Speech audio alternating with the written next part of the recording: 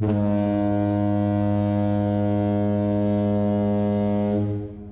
there, part-timers. Once again, this is Anton from Anton Bay. Thank you guys for stopping by the collection room. Today we're taking a look at Fem Force number 205. I've gone through issues 1 through 100, plus quite a few others. Big Fem Force fan, and I think the last one I went through was issue 204 before this. Newer issues are very hard for me to get, and so when I get them, I do try to flip through the books. And they are expensive now. It's $6.75 or $6.95. I don't even know what regular comics are running, but I don't feel like they're quite that much. It's an independent book. They're hard to get your hands on. And regardless of what their ad says in the front, I hate to disagree, guys. It is very hard to catch up on your old storylines. They are expensive.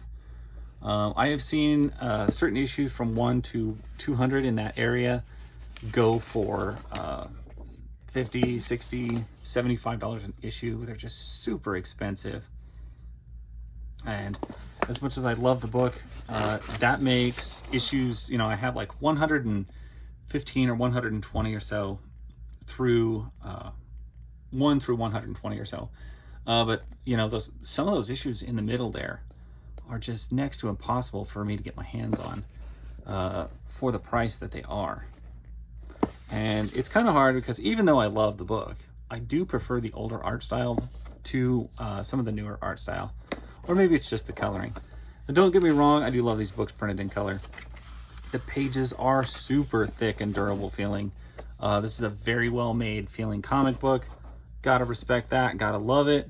That said, I do like the old artists that they used to run with quite a bit better. And I don't know, the coloring felt more of its time. And it's not that there's anything wrong with this. I think I really just prefer comics style printed from the 80s and 90s more than I do modern books. Because I struggle liking any modern books. Is a lot harder for me to get into. As far as some of the elements of this book that I really appreciate, I mean, we've still got Nyoka, Nyoka, Queen of the Jungle or whatever, the Jungle Girl, Nyoka. But I mean, this is a character that's been around, gosh, since the 40s. And they have not updated her or changed her at all. All of the Fem Force is still wearing the same costumes that they used to. And it's a beautiful, wonderful thing. An interlude. We usually get a couple of stories in here. So it's nice that we get that. I forgot to even look who was guilty of making this thing. Art was Eric Coyle. Story and inks, letters, Bill Black with Jeff Austin, who I've bought some of the comics from online. Jeff Austin has some books on eBay, and I bought a lot from him, and it was really cool.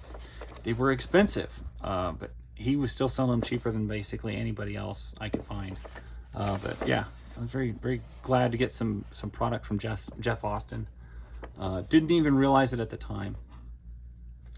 Wow, Super Babes 21. That is probably a Ferrosaurus. Wow, a Ferrosaur. Yeah, that is really cool. I really want that book. And Cauldron of Horror is another book that they've been publishing again lately, very often, that I really just like, and I really want Fem Force 206 as well. So these are books, and this book has been out a while. I'm not like on the cutting edge of getting it first or anything like that, but I do need to pick that back up and see if I can't get my hands on at least 206. Super Babes is a comic I do try to get when I can, but it's not a do or die situation. And Cauldron of Horrors are always just a bonus book. If I can get it included with shipping with something else, I'll usually get it too. But man, some of these are, you put together a comic book order from somebody, and you can maybe get 2 or 3 books for $30. It gets really tough to buy a lot of them. They're pricey. They're well made. Still love the company, still love the art, still love everybody who works on it. It's just, yeah, that's a lot of money for me to be pulling off with some of these books, individual books.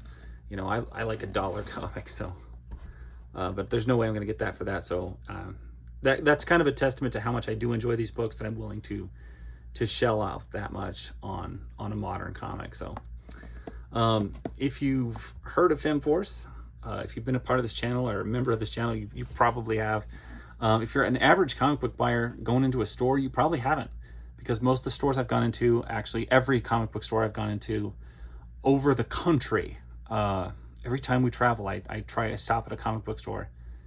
Nobody has it, nobody's heard of it, and they just, it's like it doesn't exist.